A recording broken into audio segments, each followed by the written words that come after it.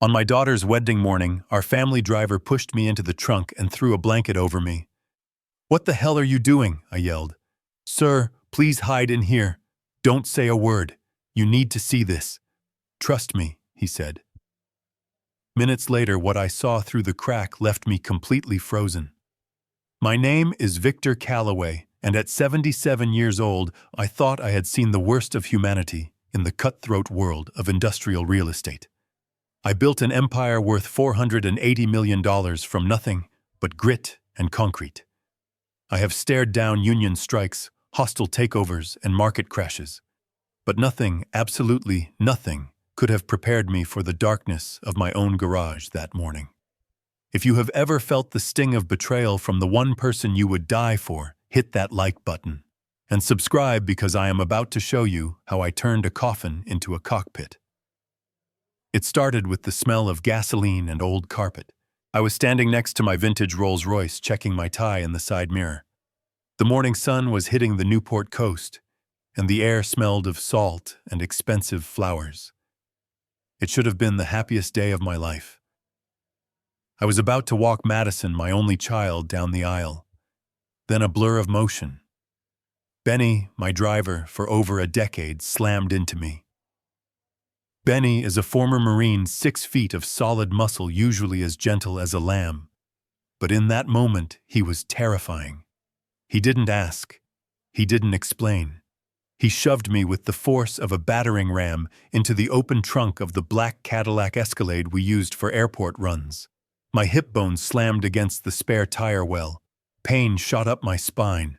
I opened my mouth to scream, to fire him, to demand to know if he had lost his mind. But his hand, heavy and calloused, clamped over my mouth. His face was inches from mine, sweating profusely. "Shh. Quiet, Mr. Calloway. For the love of God, be quiet. You need to see this. Just watch." He threw a heavy wool moving blanket over my legs and lowered the heavy trunk lid. He didn't latch it. He left a gap barely 2 centimeters wide, a sliver of light in the suffocating darkness. I lay there curled up like a fetus, my heart hammering against my ribs like a trapped bird. The trunk was hot. The air was thick with dust. I was furious.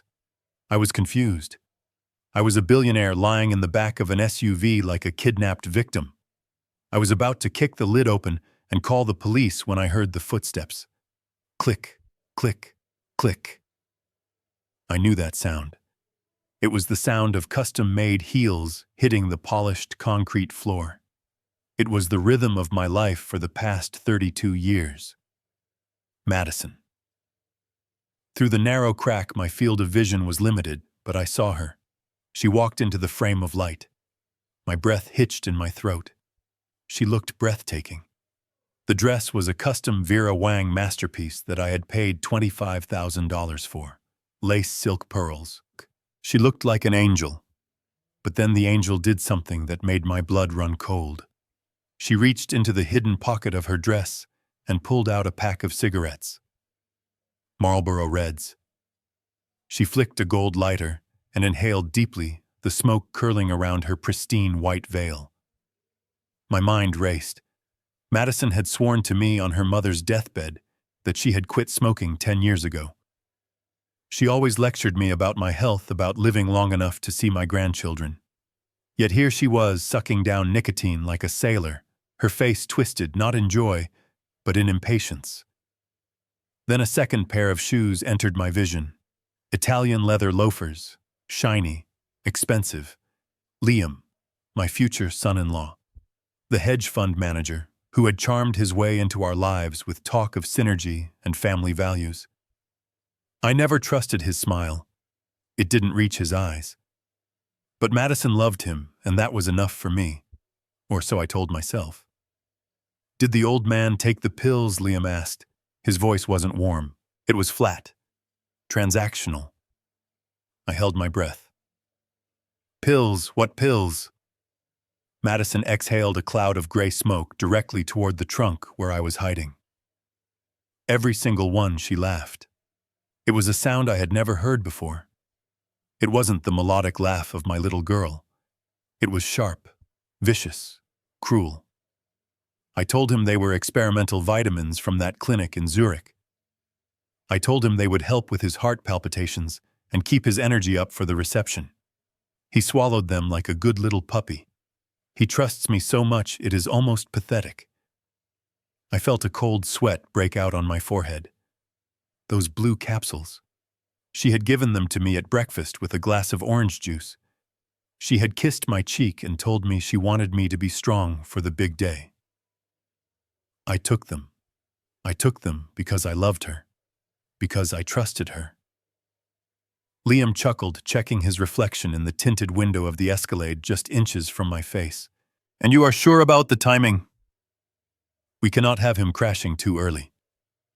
Madison flicked ash onto the floor. The floor I paid a fortune to keep spotless. 100%, she said. I double-checked the dosage with the pharmacist online. The diuretic effect combined with the muscle relaxant kicks in exactly 4 hours after ingestion.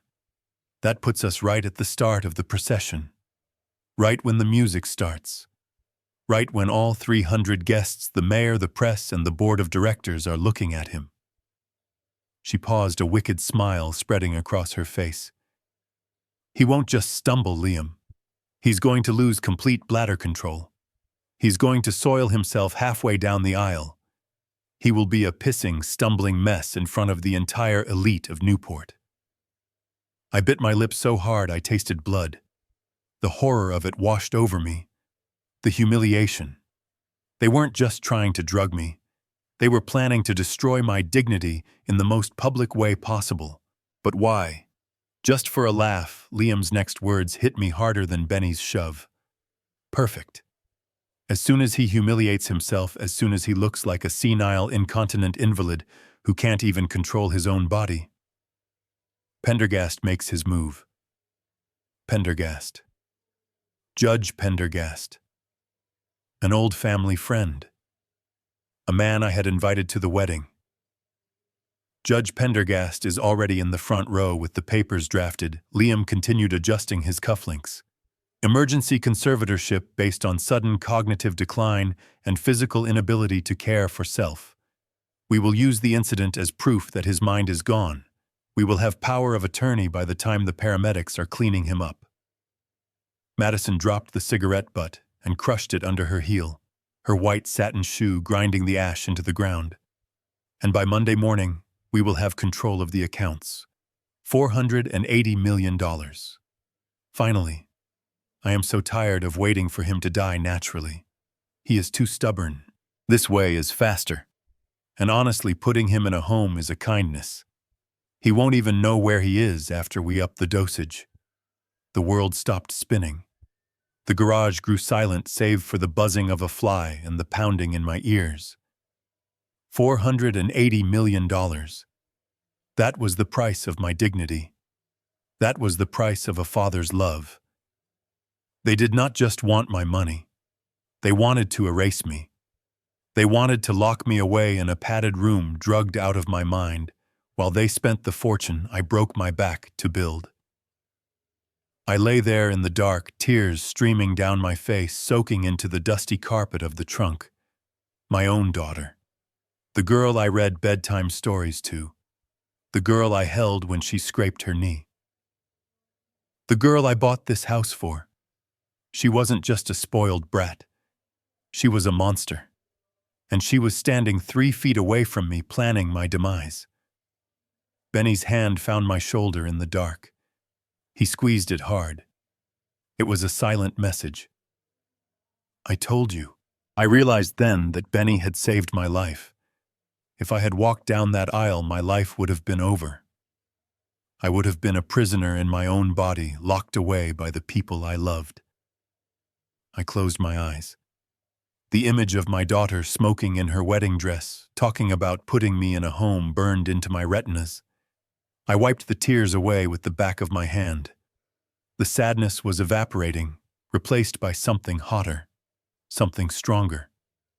Rage. Cold, calculating rage. They wanted a senile old man. They wanted a show, fine. I would give them a show. But it wasn't going to be the tragedy they wrote. It was going to be a reckoning. I waited until the sound of their footsteps faded away, until the garage door clicked shut. Then I pushed the trunk lid open. I didn't feel 77 anymore. I felt dangerous. Before I tell you what I did next, tell me in the comments. If your child did this to you, would you forgive them or would you destroy them? Because I made my choice the moment I climbed out of that trunk. And trust me, you are going to want to hear this, lying in the cramped darkness of the Cadillac trunk. The smell of gasoline and dust filled my lungs, but it was the memory of the last 2 months that truly suffocated me. My knees were pressed against my chest, aching with a dull throb that had become my constant companion lately. For weeks, I had convinced myself that this pain, this weakness, was just the inevitable price of aging. I am 77 after all. Men my age are supposed to slow down. But looking back now, huddled in the back of my own car like a fugitive, I realized the decline had not been gradual. It had been a cliff drop. It started about 8 weeks ago. I was in the boardroom ready to sign the acquisition papers for a new logistics hub in Savannah. It was a deal I had been chasing for 5 years. I picked up my favorite fountain pen, a Mont Blanc that had signed billion-dollar contracts, but when I touched the paper, my hand refused to cooperate. It shook violently. The ink bled across the signature line, turning my name into an illegible, jagged mess. I remembered the look of pity in the eyes of the young executives across the table. That look cut deeper than any insult. I had excused myself blaming too much coffee, but deep down terror had taken root. Day by day, the fog in my brain grew thicker. I would walk into a room and forget why I was there. I would lose my keys, then my glasses, then my temper. I went from running a multinational corporation to being unable to button my own shirt without fumbling. I felt like I was losing my mind piece by piece. And the whole time Madison was there, hovering like a guardian angel, or so I thought. She moved back into the estate to take care of me, she said. She fired the nurse I had hired, insisting that family should care for family. I was so touched by her devotion that I didn't see the shackles she was placing on me. I shifted my weight in the trunk, the metal latch digging into my hip, as my mind replayed the morning that started the nightmare. It was a Tuesday. Sunlight was streaming into the breakfast nook, illuminating the dust motes dancing in the air. Madison was standing by the counter, holding a small amber bottle with a white medical cross on the label. She looked tired, her eyes red-rimmed, as if she had been crying all night. "Daddy, please," she had whimpered, placing 2 bright blue capsules on a napkin next to my oatmeal. "I know you hate taking pills, but Dr. Evans said these are crucial. They are from that specialized clinic in Switzerland. They are not just vitamins. They are a new peptide blend for your heart and neural pathways. It cost me $5,000 for this bottle, but I don't care about the money. I just want you to be around, to walk me down the aisle. I can't do this without you." Her voice had cracked on the last word. I looked at her, my little girl, so terrified of losing her father. Guilt washed over me. I felt like a burden, a stubborn old mule making his daughter's life miserable. I reached out my hand, trembling as usual, and took the pills. "Thank you, sweetheart," I had said. "I promise I will take them. I would do anything for you." She watched me like a hawk. She didn't move until I lifted the glass of water to my lips.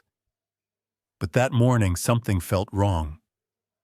Maybe it was the way Liam was pretending to read the newspaper in the corner, but was actually watching me over the rim of his coffee cup. Maybe it was a survival instinct honed by 50 years of navigating shark-filled boardrooms. As I brought the cup to my mouth, I pretended to cough, a violent hacking cough that made me bend over. In the commotion, while Madison rushed to pat my back, I slipped the blue pills out of my mouth and into the palm of my hand. When she turned away to get a napkin, I didn't flush them. I didn't throw them in the trash where they could be found. I shoved them deep into the soil of the bonsai tree that sat on the windowsill. That tree was my pride and joy. It was a Japanese white pine over 60 years old, a gift from the CEO of Toyota when we partnered in the 90s. It was robust green and stood as a symbol of longevity and resilience. It had survived winter frosts and summer heat waves. I figured the soil would hide the evidence of my disobedience. I drank the water, gave Madison a reassuring smile, and went about my day feeling a strange sense of victory for outsmarting my nursemaid, even if just for one morning. But the victory was short-lived. The memory of what happened next hit me so hard in the trunk that I gasped, inhaling a mouthful of stale air. The very next morning I had walked into the kitchen for coffee. The sun was shining just as bright, but on the windowsill, death had arrived overnight. The bonsai tree was gone. Well, not gone, but destroyed. The vibrant emerald green needles that had thrived for decades were now a sickly, brittle brown. They lay scattered on the white marble sill like dry confetti. The branches, usually strong and flexible, looked shriveled, as if the life had been sucked out of them by a vacuum. I stood there, frozen, my coffee cup halfway to my mouth. I touched a branch and it snapped with a dry crack. My heart hammered in my chest. I knew logically that trees don't die overnight. Not like this. Not a tree that has survived for 60 years. I looked at the soil where I had buried the blue pills. The earth there looked strange, almost scorched, with a faint white residue on the surface. A cold shiver had run down my spine, then a whisper of suspicion that was too terrible to entertain. Did the pills do this? If 2 pills could kill a 60-year-old pine tree in 24 hours, what were they doing to my 77-year-old stomach? What were they doing to my brain? But then the denial kicked in. The human mind is excellent at protecting itself from truths it cannot handle. I told myself I was being paranoid. I told myself it must have been a root-rot fungus, or maybe the gardener had used the wrong fertilizer. I told myself that my daughter, the girl I taught to ride a bike, the girl I carried on my shoulders at Disney World, would never hurt me. It was impossible. She loved me. She was just worried about my health. I swept the dead needles into the trash and told the housekeeper to throw the tree away, refusing to look at it again. I chose to be blind because seeing was too painful. Suddenly, the silence in the trunk was broken. Benny's voice came through the darkness, low and urgent, pulling me out of my memories. He was driving now, the car moving smoothly over the highway, but I could hear the tension in his breathing. "Mr. Calloway," Benny whispered, and I could visualize his eyes checking the rearview mirror. "You are thinking about the tree, aren't you? The bonsai." I stiffened. I hadn't told anyone about the tree. How did he know I saw you? Benny continued, his voice barely audible over the hum of the engine. "I was washing the car outside the window that morning. I saw you hide the pills, and I saw the tree the next day. But I didn't just let the housekeeper throw it away, sir. I took the pot. I took a sample of the soil and the dissolved residue of those pills to a contact of mine, a guy who used to run toxicology for the Corps." My heart stopped. The air in the trunk felt suddenly thinner. "He called me back 2 hours ago," Benny said, and his voice dropped an octave, becoming grim and hard. "That is why I shoved you in the trunk. I couldn't let you walk down that aisle. Those weren't vitamins, Mr. Calloway. They weren't heart medication. It was a cocktail. High-grade haloperidol mixed with arsenic." The words hung in the dark like a death sentence. Haloperidol. Arsenic. "The haloperidol is an antipsychotic," Benny explained, his military training taking over, delivering the intel with brutal precision. "In a healthy brain, it causes confusion, tremors, memory loss, and loss of motor control. It mimics severe dementia. That is why your hands have been shaking. That is why you can't remember yesterday. But the arsenic, that is the kicker. They were giving it to you in microdoses. Just enough to weaken your heart muscles without killing you instantly. They were building up toxicity in your system so that when your heart finally gave out, it would look like a natural cardiac arrest caused by the stress of your condition." I couldn't breathe. Tears streamed down my face, hot and stinging. It wasn't just greed. It wasn't just a scheme to get power of attorney. It was a slow, calculated execution. My daughter watched me shake. She watched me forget my own name, and she smiled and handed me another pill knowing it was killing me. She was murdering me by inches right in front of my eyes and calling it love. They didn't just want your money, sir, Benny added, his voice cracking with suppressed rage.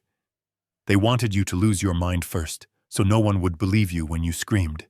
They wanted to erase who you are before they erased your life. I clenched my fists in the dark. The tremors were gone.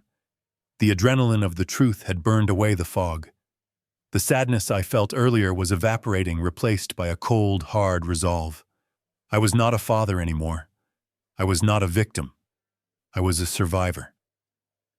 And as the car sped towards the church, I knew one thing for certain.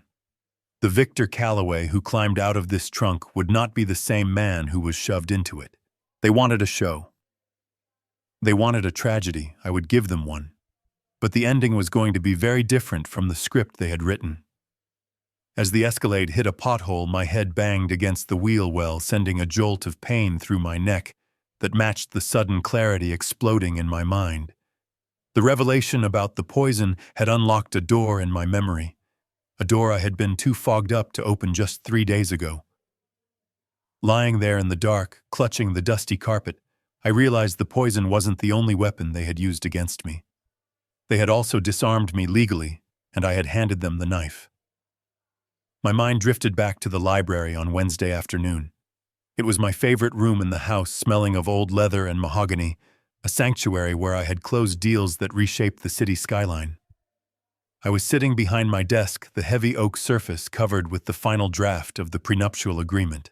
It was a standard document for a man of my net worth, designed to keep the Calloway empire intact, regardless of marital strife.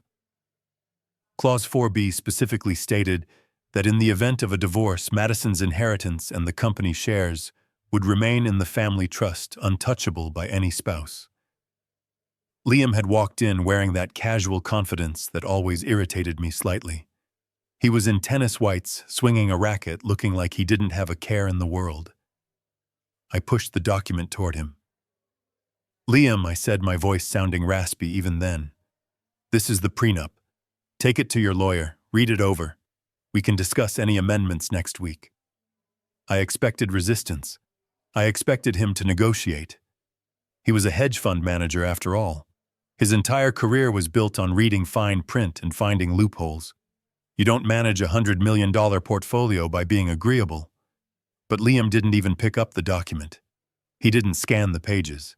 He didn't ask about the vesting schedule or the alimony caps. He just picked up a pen from my desk, a cheap ballpoint I used for crosswords, and uncapped it. "Where do I sign, Dad?" he asked, flashing that bright, hollow smile. I frowned, confused. "Liam, you need to read it. This protects both of us. It is 40 pages of legal density. You cannot just sign it blindly." He laughed, a sound that echoed too loudly in the quiet room. "Victor, I am marrying Madison because she is the love of my life. I don't care about your money. I make my own. Keep your millions. I just want your daughter." And then with a flourish, he scribbled his signature on the bottom line. He didn't even initial the previous pages. He dropped the pen, patted my shoulder with a hand that felt clammy, and walked out whistling. At the time, the drugs in my system made me think it was a noble gesture. I thought, finally, a man who isn't after the Calloway cash. But now, in the cold, hard reality of the trunk, I saw it for what it was. It wasn't nobility. It was arrogance. He didn't read the prenup because he knew it would never be enforced. He knew that by the time the wedding cake was cut, I would be declared mentally incompetent.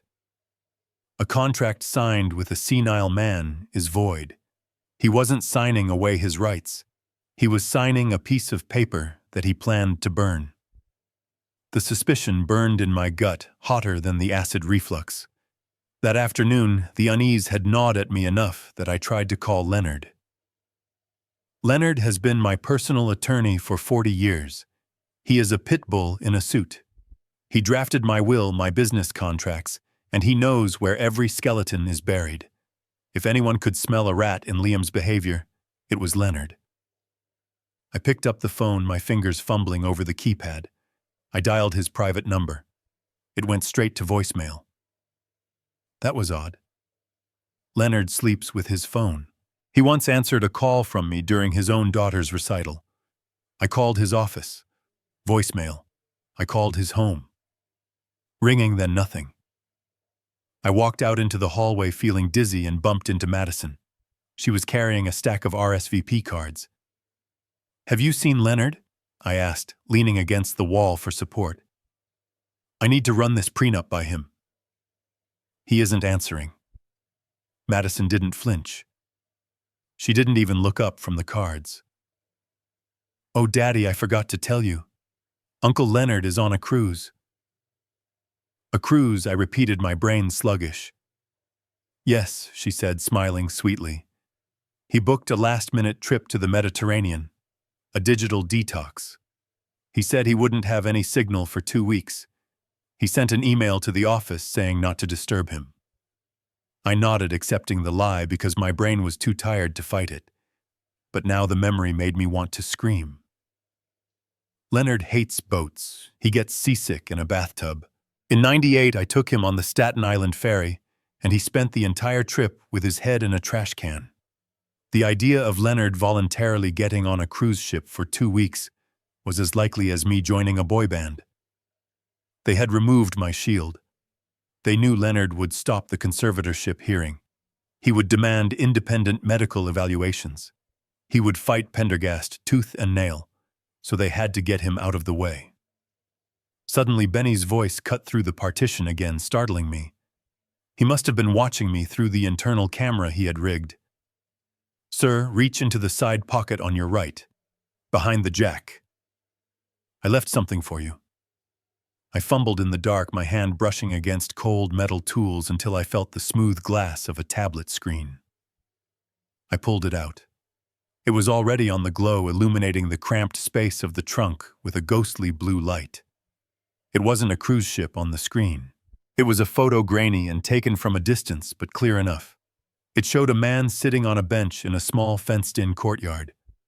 He was wearing a gray sweatsuit. His head was slumped forward. It was Leonard. But he wasn't looking at the Mediterranean sunset. He was staring at a concrete wall. Swipe left, Benny said, his voice tight. I swiped. The next image was a document. A scanned copy of an involuntary commitment order. The header read, Sunnyvale Wellness Center. I knew the place. It was a high-security rehab facility upstate, usually reserved for severe drug addicts and danger-to-self cases. I scanned the text, my eyes widening in horror. The patient, Leonard Davies, exhibits signs of acute paranoia and substance-induced psychosis. Immediate 72-hour hold authorized. And there, at the bottom of the page, was the signature that sealed his fate. It wasn't a doctor's signature. It was a judicial order, signed by the Honorable Judge Silas Pendergast. The tablet slipped from my fingers and landed softly on the blanket. The puzzle was complete, and the picture was terrifying. They hadn't just drugged me. They had systematically dismantled my entire defense network. They had poisoned the king, imprisoned the knight, and bought the bishop. Pendergast, the man I had played golf with for 20 years, the man who had eaten at my table, had signed a fake order to lock my lawyer away in a psych ward so there would be no one to object when he declared me insane today. Leonard wasn't on a boat. He was probably sedated in a padded room, screaming my name, unable to get out. A wave of cold isolation washed over me, deeper and darker than the trunk I was lying in. I was completely alone. My daughter was the architect of my destruction. My son-in-law was the executioner. My lawyer was a prisoner. My friends were either conspirators or easily fooled spectators. I had no phone. I had no allies. I had no voice. Except for Benny. I looked at the back of the driver's seat. A man I paid $60,000 a year. A man I barely spoke to other than to say, Home Benny or Office Benny. He was the only thing standing between me and a life sentence in a nursing home. The irony was bitter enough to choke on. I had spent my life building a fortress of wealth to protect myself, but in the end my safety depended on the loyalty of the one man I hadn't bothered to write a prenup for. "We are 5 minutes out," Benny said, pulling the car onto the gravel road that led to the church. "I hope you are ready, Mr. Calloway. Because once we stop, there is no going back." I picked up the tablet again, staring at Leonard's defeated posture. I wasn't just fighting for my money anymore. I was fighting for Leonard. I was fighting for the truth. And as the car slowed down, I realized something else. They had made a fatal mistake. They thought they had isolated me. They thought they had cut off my head. But they forgot that a cornered animal is the most dangerous thing on earth. Tell me in the comments, have you ever realized that the people you pay are more loyal than the people you raised? Because I was about to learn that lesson in the hardest way possible. Stay tuned, because what happens when this car stops is going to change everything.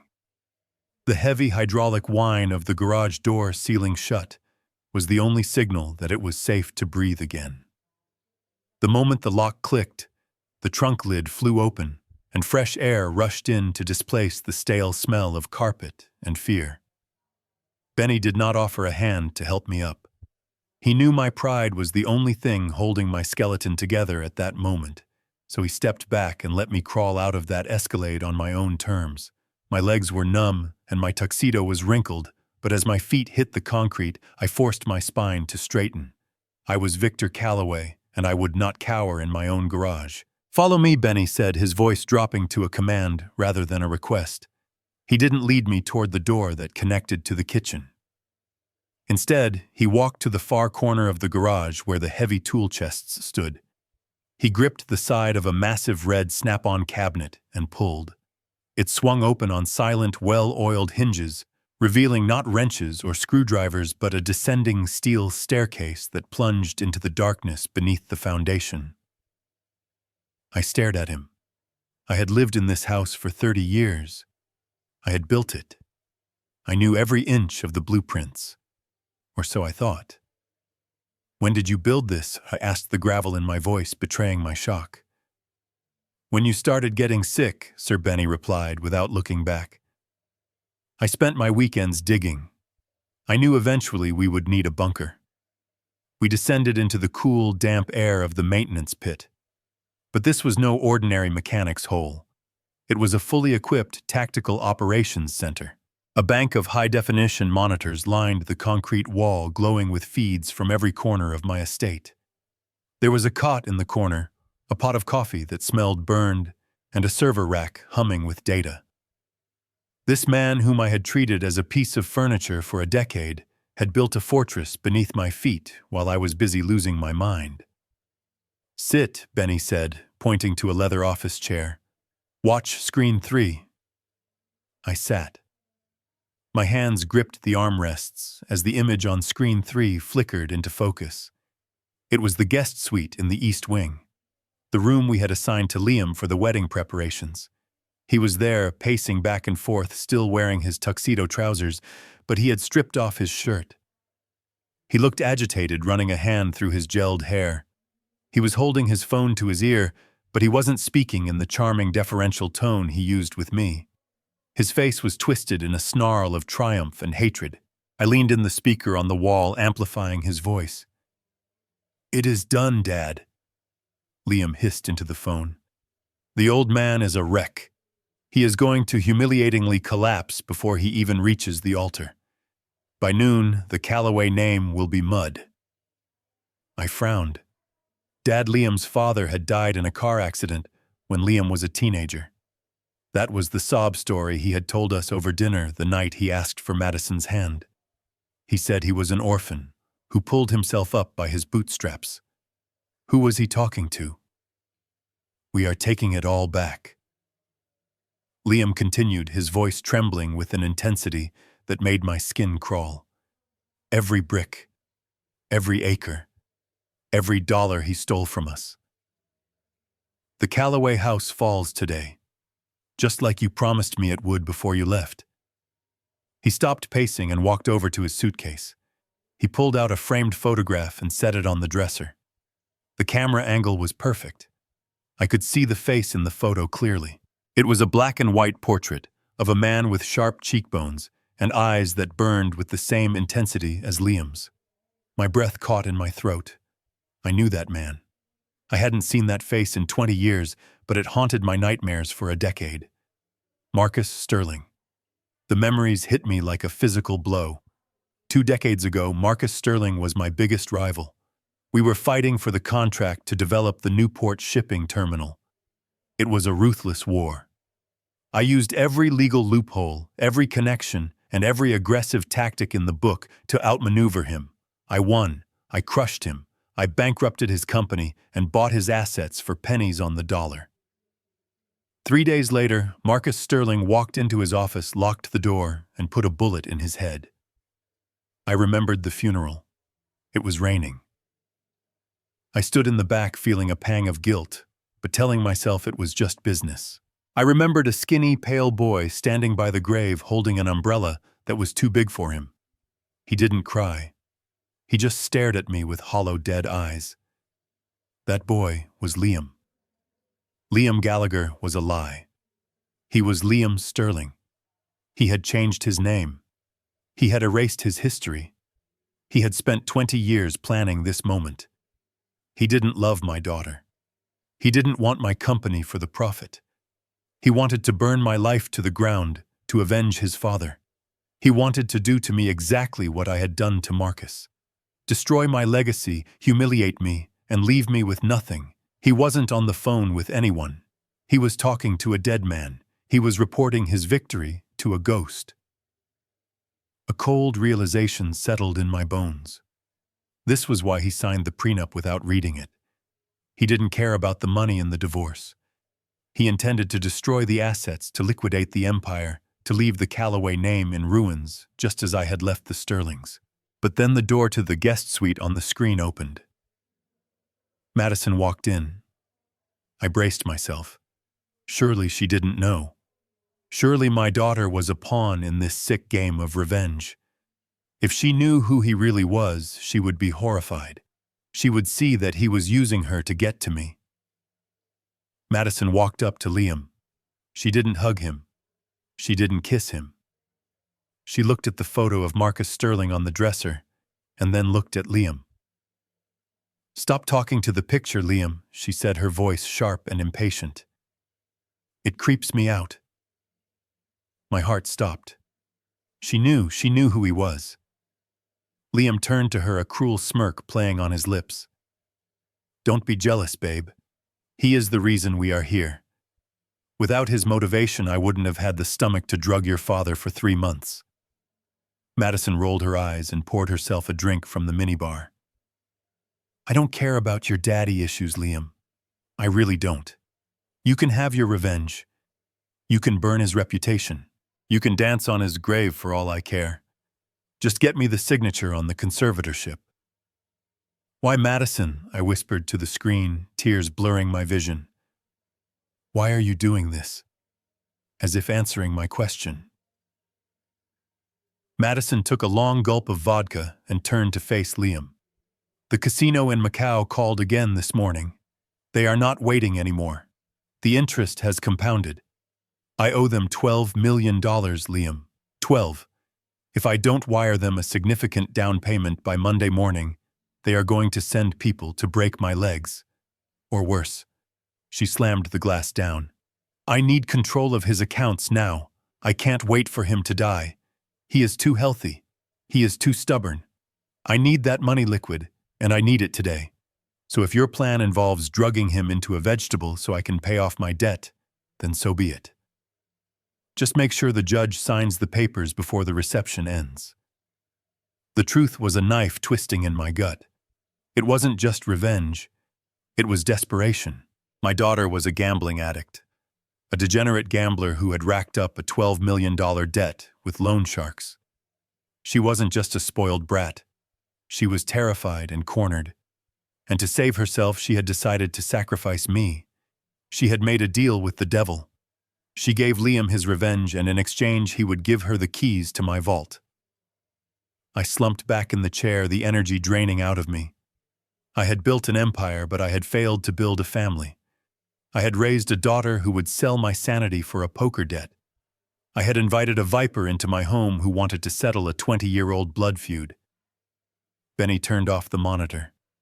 The silence in the bunker was deafening. "You see it now," Sir Benny said softly. "You see why we couldn't call the police. It is domestic. It is messy. And they have a judge in their pocket." I looked up at Benny. The grief was gone. In its place was a cold, hard clarity. It was the same clarity I had felt the day I crushed Marcus Sterling. They wanted a war. They wanted to play games with lives and legacies. Well, they had forgotten one thing. I wrote the rulebook on Ruthless. I stood up. I smoothed the wrinkles on my tuxedo jacket. I checked my watch. "The ceremony starts in 30 minutes, I said, my voice steady and low. Benny nodded. "The antidote I gave you is already working. The tremors should stop in 10 minutes. Your mind is clearing up." I looked at the stairs leading back up to the garage. "I am not going to run, Benny. And I am not going to hide in this hole." Benny grinned a wolfish smile that told me he had been waiting for this moment. "What is the plan, Victor?" I walked to the mirror hanging on the concrete wall and adjusted my tie. I looked into my own eyes. They were tired, yes, but they were sharp. "They want a senile old man to walk down that aisle," I said. "They want a helpless victim. So I am going to give them the greatest performance of my life. I am going to walk into that trap, and I am going to let them think they have won. Until the very last second." I turned to Benny. "Get the car ready. But not the Escalade. Get the rolls. If I am going to a funeral, I am going to arrive in style. But Benny, keep those recordings safe. Because when the cake is cut, I am going to serve them a slice of reality they will choke on. Tell me in the comments, what is the biggest betrayal you have ever experienced? Was it money or was it blood? Because I was about to find out that blood stains are the hardest to wash out. Stay with me. The wedding march is about to begin, and you won't believe who is walking me down the aisle. The realization that I was utterly alone in my own town hit me harder than the physical blow of being shoved into the trunk. My hand had instinctively gone to the pocket of my jacket, searching for my cell phone, my fingers trembling with a mix of rage and desperation. I needed to call Chief Stevens. We had barbecued together last 4th of July. He had eaten my ribs and drank my beer. He would stop this madness. He would send a squad car to arrest these conspirators before the first note of the wedding march was played. But before I could even pull the device out, Benny's hand shot out and gripped my wrist. It wasn't an aggressive move, but it was firm, carrying the weight of a man who knew the battlefield better than the general. He shook his head slowly, his eyes dark and serious in the dim light of the bunker. "You cannot call Stevens, sir," Benny said, his voice low and devoid of hope. "Think about it. Who do you think introduced Pendergast to your son-in-law? Who do you think helped bury the zoning violation tickets for Liam's new condo project last month? They play golf every Sunday at the country club. If you call Stevens, Pendergast will know in 5 minutes. You will be in a straitjacket and sedated in the back of an ambulance before the police cruiser even pulls into the driveway. The local police aren't your friends today, Mr. Calloway. They are part of the payroll." I slumped back into the leather chair, the air rushing out of my lungs. He was right. I had been so busy building my empire that I hadn't noticed the termites eating away at the foundation of my social circle. I was trapped in a gilded cage surrounded by people who were either bought or blind. The despair threatened to swallow me whole. If the law was corrupt and my family was treacherous, what did I have left? "You need the feds," Benny said, answering the question I hadn't asked aloud. "You need someone outside of this cesspool. Someone who hates Pendergast as much as we do." My mind raced, flipping through a mental Rolodex of contacts accumulated over 50 years of business. Then a name surfaced from the murky waters of the past. Daniel Miller. 10 years ago, he was a young, ambitious FBI field agent, who had stumbled upon a money laundering scheme involving one of my subcontractors. He was about to be fired, scapegoated by his superiors to protect a politician. I had stepped in. I provided the forensic accounting records that exonerated him and proved he was being set up. I saved his badge, and more importantly, I saved his reputation. I hadn't spoken to him in years, but the Christmas card he sent every December always had a handwritten note. "If you ever need a heavy lifter, call me." I looked at Benny. "Give me your phone." He handed me a burner phone, untraceable. I dialed the number from memory.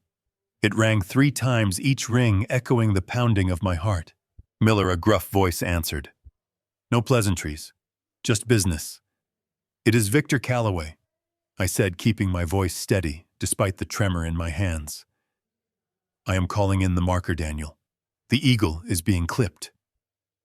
There was a pause on the other end, a silence that stretched for an eternity. Then the tone of his voice shifted, becoming sharp and alert. "Talk to me, Victor." I kept it brief, using codes we had established years ago during the investigation. I told him about the poison, the fraud the judge, and the wire transfer to the casino. I told him I was a hostage in my own home, minutes away from being legally erased. "I need the cavalry at the church," I whispered. "Noon. But I need you to come in quiet. I need them to think they have won until the ink is dry." "We are rolling out," Miller said. "I have a team 2 towns over on a racketeering stakeout. We can be there in 20 minutes. Sit tight, Victor, and don't die on me." The line went dead. I handed the phone back to Benny, feeling a small spark of hope ignite in my chest. But Benny wasn't smiling. He was pacing the small concrete room, checking the monitors, checking his watch. "Sir, the FBI can't arrest them for talking in a bedroom," Benny said, stopping in front of me. "Conspiracy is hard to prove without a smoking gun. We need them to execute the fraud. We need the judge to sign that order. We need your daughter to lie to the authorities on record. We need to catch them in the act." I looked at him, confused. "So what are you saying?" "I am saying you have to go out there," Benny said, his eyes locking onto mine. "You have to put that tuxedo back on. You have to walk into that wedding, and you have to play the part. You have to let them think the poison is working. You have to stumble. You have to look confused. You have to let Pendergast drag you onto that stage and declare you incompetent. We need him to put his pen to paper. That is the felony. That is the moment the trap snaps shut." My stomach churned. He was asking me to humiliate myself willingly. He was asking me to walk into a room of 300 people, my peers, my rivals, the press, and act like a senile, broken old man who had lost control of his faculties. He was asking me to destroy the image of strength I had spent a lifetime cultivating. "If you don't do this," Benny continued, his voice softer now, almost pleading, "they walk away. They might lose the money today, but they will come back. Pendergast stays a judge. Liam stays free to con someone else. Madison stays desperate and dangerous. The only way to stop this permanently is to let them hang themselves with their own rope. You have to be the bait, Victor." I closed my eyes. The image of the dead bonsai tree flashed in my mind. The image of Leonard in the psych ward. The image of Madison smoking in her wedding dress. They didn't care about my dignity. They wanted my life. If sacrificing my pride for 1 hour was the price to pay to save my legacy and punish the wicked, then so be it. I opened my eyes and stood up. "Do it," I said. Benny nodded and walked over to a metal medical case on the shelf. He popped the latches and pulled out a sterile syringe filled with a clear liquid. "This is a stimulant cocktail I used in the Corps," he explained, tapping the needle. "Epinephrine and a blocking agent. It will keep your heart beating strong even if they slip you more arsenic. It will keep your mind sharp no matter what they put in your drink. But it won't stop the shaking. You have to fake the weakness. You have to sell it, Victor." "Can you do that?" I took off my jacket and rolled up my sleeve. I didn't flinch as the needle pierced my skin. I felt the cold liquid enter my bloodstream, followed by a rush of heat that started in my chest and spread to my fingertips. My vision sharpened. The fatigue evaporated. I felt a surge of energy, raw and electric. I walked over to the small mirror hanging above the sink in the corner of the bunker. I looked at the man in the reflection. Victor Calloway, the titan of industry, the man who never backed down. Then I let it go. I slumped my shoulders forward, curving my spine as if the weight of the world was crushing me. I let my jaw go slack, my mouth hanging slightly open. I relaxed the muscles around my eyes until they looked glassy and vacant. I let my hands tremble at my sides. In the mirror, the powerful billionaire vanished. In his place stood a frail, confused old man who looked like he didn't know where he was. It was a terrifying transformation, but it was perfect. I turned back to Benny. He looked at me impressed. "You look like hell, boss," he said. "Good," I replied, my voice purposely adopting a weak, raspy quaver before snapping back to my normal steel tone. "Let's go to the church, Benny. It is time to walk my daughter down the aisle." I climbed the stairs out of the bunker, leaving the safety of the underground for the blinding light of the day. The stage was set, the actors were in place, and the audience was waiting. They were expecting a tragedy, but I was about to deliver a thriller. If you are ready to see how a lion plays dead to catch the hyenas, don't blink. The show is about to begin. The gravel driveway crunching beneath the tires of the Rolls-Royce sounded like the grinding of bones. As Benny brought the car to a gentle halt in front of the massive oak doors of the chapel, I took one last deep breath. The stimulant Benny had injected into my system was coursing through my veins, making my heart beat with the rhythmic precision of a piston engine. My mind was sharper than it had been in years. I could see the dust motes dancing in the sunlight. I could hear the distant rustle of silk dresses. But outside to the world, I had to be a ghost. I slumped my shoulders, letting my spine curve into the shape of a question mark. I relaxed my jaw until my mouth hung slightly open, and I deliberately unfocused my eyes, staring at nothing in particular. Benny opened the door, his face a mask of professional stoicism. He offered me his arm, and I grabbed it with a trembling hand, putting my full weight on him as I shuffled out of the car. The bright midday sun hit me, and for a moment, the world was a blur of colors. Then the sound hit me. A low collective murmur rose from the crowd gathered on the lawn. 300 guests, the elite of Rhode Island. Business partners I had made fortunes with. Rivals I had crushed. Politicians I had funded. They were all there dressed in their finest, holding crystal glasses of champagne. As I took my first stumbling step onto the red carpet, the whispers became audible. They were not trying to be quiet. They assumed I was too far gone to hear them. I saw Charles Dubois, a real estate developer I had mentored in the 80s, lean over to his wife. "Good God, look at him," Charles whispered, shaking his head with a mixture of pity and disgust. "He looks like a walking corpse. I heard he barely knows his own name anymore." His wife, a woman who had eaten at my table every Christmas for a decade, covered her mouth with a gloved hand. "It is tragic," she replied. "To build all that and end up like a drooling vegetable. Madison is a saint for taking care of him. I would have put him in a home months ago." The words stung like salt in an open wound. These people were writing my obituary while I was still standing in front of them. They saw a ruin. They saw a man whose time had passed. They didn't see the predator hiding behind the mask of senility. I forced my legs to drag, scuffing the expensive leather of my shoes against the carpet. I let my head loll to the side, giving a vacuous smile to a waiter who looked terrified to make eye contact. Every instinct in my body screamed at me to straighten up, to roar, to tell them I was Victor Calloway, and I could buy and sell every single one of them before breakfast. But I held on to the role. The trap had to be perfect. Then came the performance of the day. Madison detached herself from a group of bridesmaids and came rushing toward me. She looked radiant, a vision in white lace, but as she got closer, I saw the tightness in her jaw. She wasn't running to greet a beloved father. She was running to manage a liability. "Daddy," she cooed, her voice pitched high and loud enough for everyone to hear. "Oh, thank goodness you are here. We were so worried you wouldn't feel up to it." She threw her arms around me, burying her face in my shoulder. To the crowd, it looked like a tender embrace, but I felt her hands patting my jacket pockets, checking for a phone, checking for anything I shouldn't have. She pulled back her hands, gripping my biceps with surprising strength, her nails digging into the fabric of my suit.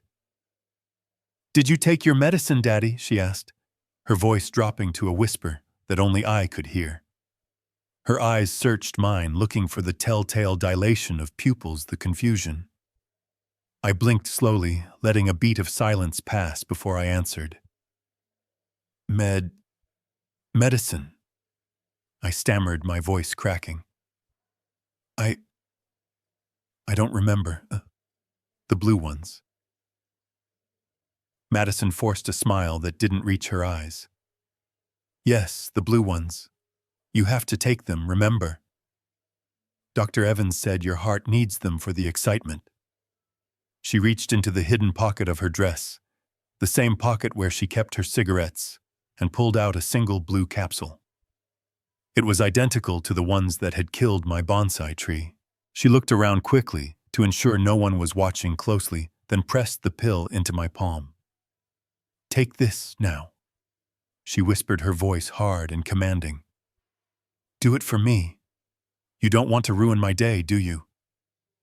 I looked at the pill. The poison.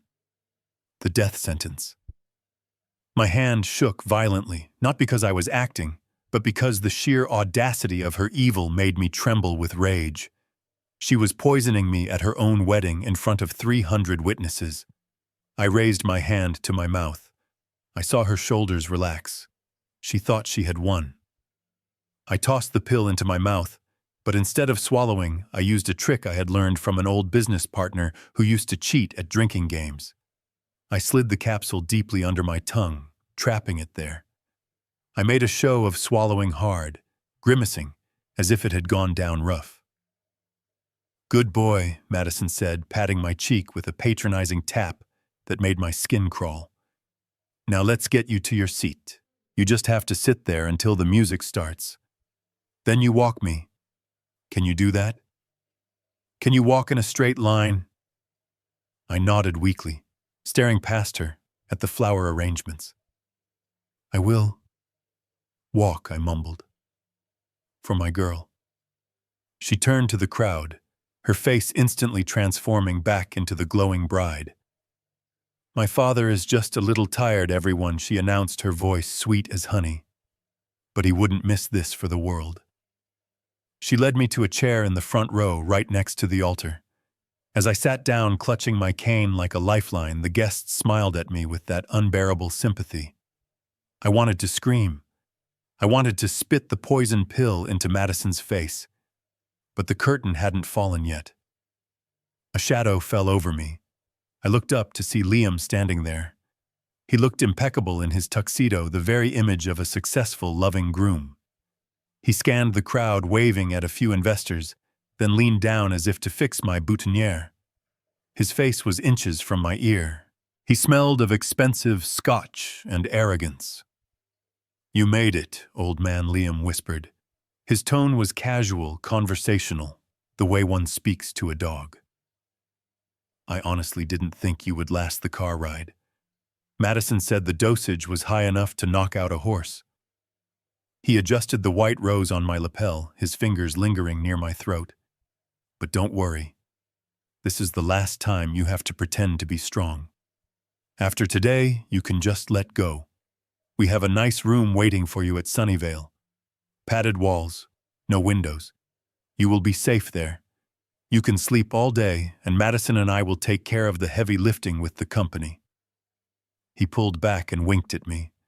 A chilling, soulless wink. He truly believed I was gone. He believed the man who built the Callaway empire was now just a shell, an empty vessel waiting to be discarded. He didn't see the fire burning behind my glassy eyes. He didn't know that every threat he whispered was being recorded by the microphone taped to my chest under my shirt. He was confessing to his own destruction, and he was doing it with a smile. "I love you, Dad," he said loudly, for the benefit of the photographer, who had just snapped a picture of the touching moment. I stared at him, letting a line of drool escape the corner of my mouth. I saw the flash of revulsion in his eyes, before he turned away, wiping his hand on his pants. As Liam walked toward the altar to take his place, I saw the final piece of the puzzle arrive. A black town car pulled up to the side entrance, and a man stepped out. He was wearing a dark suit, carrying a thick leather briefcase. It was Judge Silas Pendergast. He didn't look like a man coming to a wedding. He looked like an executioner arriving at the gallows. He walked with purpose, ignoring the guests, his eyes scanning the front row, until they landed on me. He stopped. He looked at his watch. Then he looked at Liam and gave a subtle, almost imperceptible nod. I knew what was in that briefcase. The emergency guardianship order. The papers that would strip me of my rights, my money, and my freedom. They were pre-printed, pre-filled, waiting only for his signature and the date. He was just waiting for the signal. He was waiting for me to collapse. He was waiting for the public humiliation that Madison had promised. My heart hammered against my ribs, but the fear was gone. It was replaced by a cold, calculating anticipation. The players were on the stage. The script was written, but they had forgotten that I was the one who paid for the theater. I reached into my pocket, my fingers brushing against the cold metal of the remote control Benny had given me. It controlled the massive LED screen behind the altar, the one currently displaying a slideshow of Madison and Liam's fake happy memories. One click. That was all it would take. But not yet.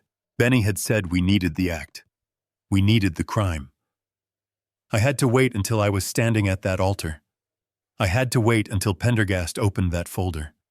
I had to let them think they had crossed the finish line before I pulled the rug out from under the entire world. I sat there, the poison pill burning under my tongue, the stimulant sharpening my senses, and I waited for the music to start. The wedding march, the sound of my daughter's betrayal, and the soundtrack to my revenge. Before I take that walk, tell me in the comments, if you held the power to destroy the people who hurt you, would you use it immediately? Or would you wait for the perfect moment to make it hurt the most because I chose to wait? And trust me, the wait was worth it. The ceremony had transitioned into the reception, a seamless flow of opulence that moved from the chapel to the grand ballroom. The air was thick with the scent of expensive perfume and the soft murmur of polite conversation. But to me, it smelled like a battlefield. I sat at the head table, my hands resting on the white tablecloth, still feigning the tremors that had become my armor. The pill Madison had forced upon me was still lodged beneath my tongue, bitter and dissolving slowly, a constant reminder of the betrayal, sitting just a few feet away. The moment for the toasts arrived. This was the signal. I knew the script as well as they did. This was when the grieving senile father was supposed to mumble a few incoherent words, collapse into a heap of medical distress, and be carted off to oblivion. The room fell silent as the best man finished his speech, and all eyes turned to me. The father of the bride, the patriarch, the wallet. Liam approached the table. He didn't hold a champagne flute like everyone else. In his hand, he carried a large, heavy crystal goblet filled with a dark crimson liquid. It was a vintage Cabernet, or at least that is what it looked like. I knew better. To the guests, it looked like a thoughtful gesture, a son-in-law catering to an old man's preference. To me, it was the final nail in the coffin. "Here you go, Dad," Liam said, his voice projecting warmth for the benefit of the room. "I know the bubbles upset your stomach, so I poured you a glass of the '98 Rothschild. It is your favorite." He placed the glass in front of me. The liquid swirled dark as blood. I looked up at him. His eyes were cold, daring me to refuse. He needed me to drink this. The arsenic in the pill was the primer, But this drink likely contained the catalyst to the heavy sedative that would drop me to the floor in front of the cameras. I reached out for the glass. My hand shook violently.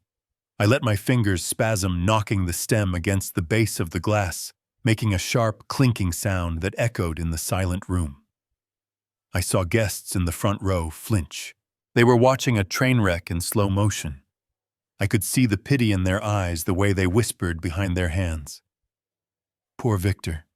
He shouldn't be here. It is cruel to let him embarrass himself like this. I gripped the stem of the goblet, lifting it with agonizing slowness. The wine sloshed dangerously close to the rim. I let a few drops spill onto the tablecloth, staining the pristine white linen. I saw Madison stiffen.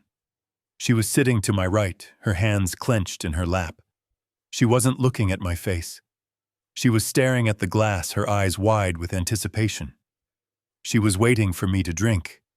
She was waiting for the show to begin. I stood up. It was a struggle. I pushed down on the table, my knuckles turning white. I let my knees buckle slightly, then straightened up, swaying like a tree in a gale. The silence in the ballroom was absolute. 300 people held their breath. The only sound was the hum of the air conditioning and the frantic beating of my own heart, fueled by the adrenaline cocktail Benny had given me. I looked out at the crowd. I saw faces I had known for decades. Business partners, friends, people who had respected me. Now they looked at me as if I were already dead. I turned my gaze to Madison. She looked flawless in her custom gown, a vision of bridal perfection. But beneath the lace and silk, I saw the rot. I saw the $12 million debt.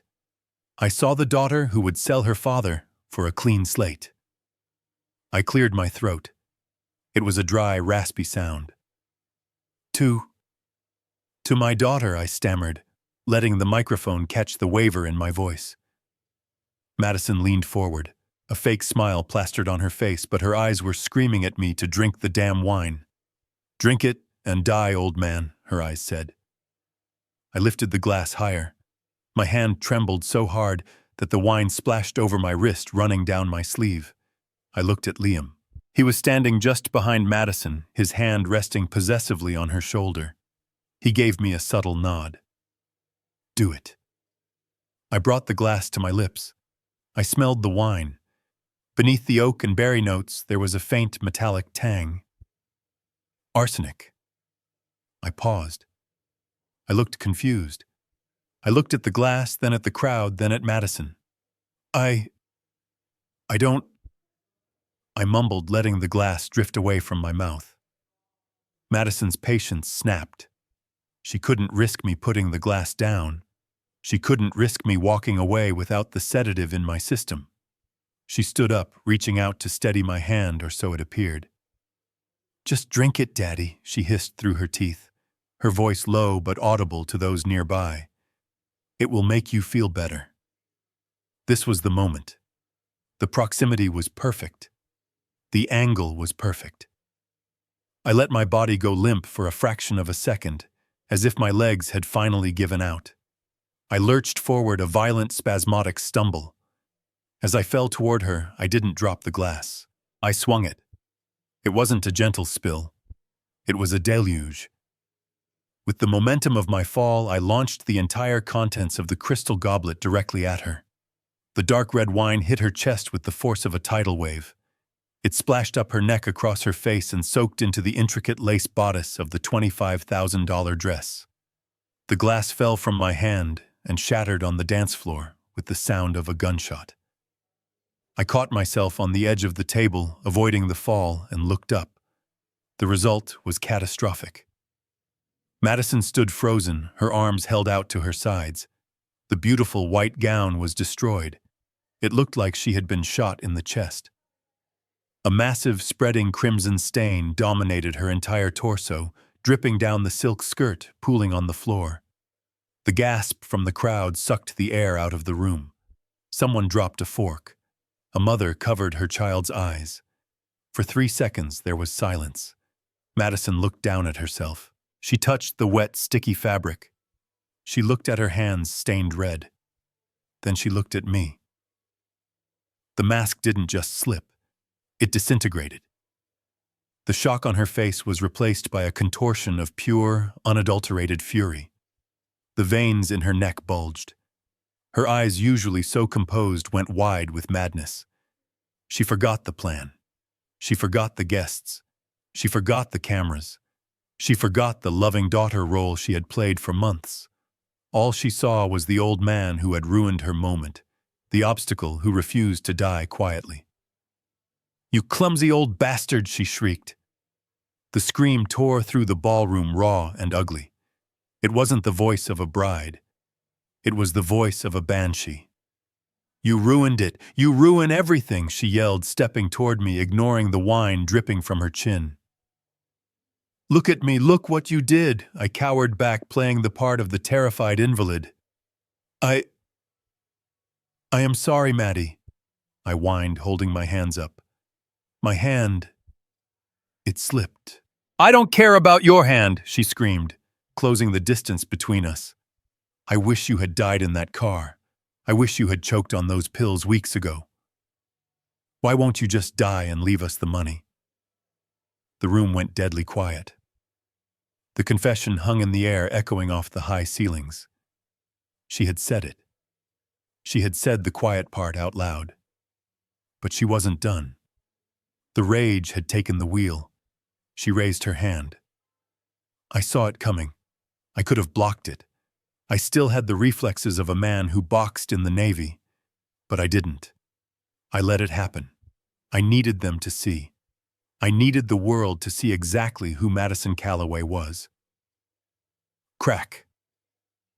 Her palm connected with my cheek with a force that snapped my head to the side. It was a solid, vicious slap. The sound was sickeningly loud in the silent room. My glasses flew off my face and skittered across the floor. I stumbled back, clutching the table for support, holding my cheek. I looked at the crowd. They were paralyzed. Jaws were on the floor. The socialites of Newport, who had seen scandals and affairs, had never seen a bride assault her 77-year-old father at the head table. They looked at Madison with horror. Madison stood there, panting, her chest heaving.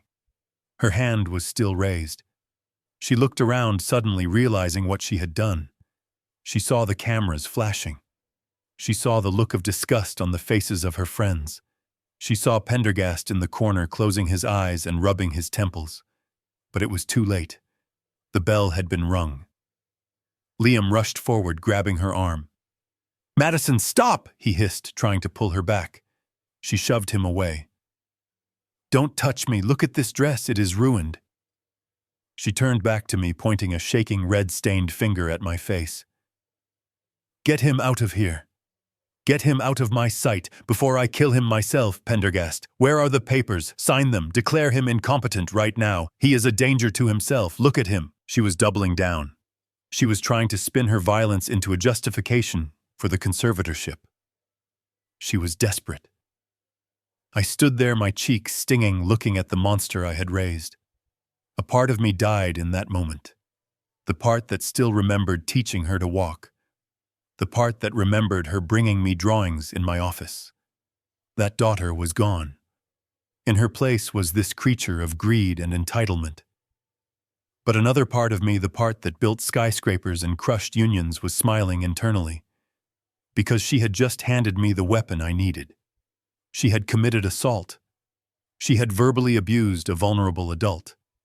And she had demanded a corrupt judge to intervene publicly.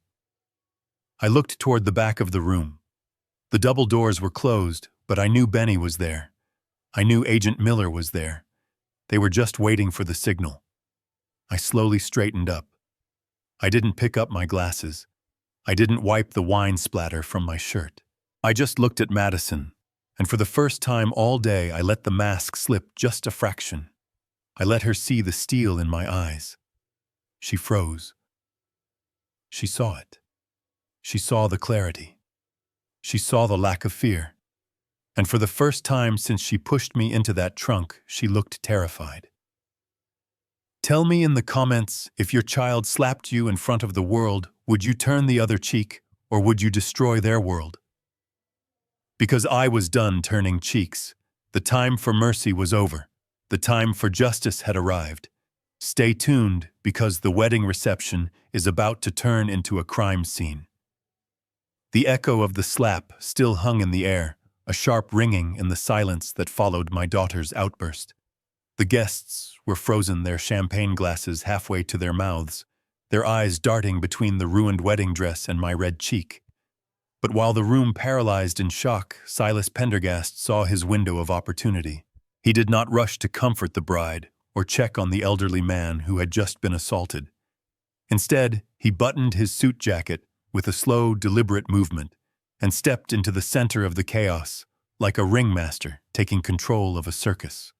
He walked past the spilled wine and the broken glass, his leather shoes clicking rhythmically on the parquet floor, until he stood directly between Madison and me.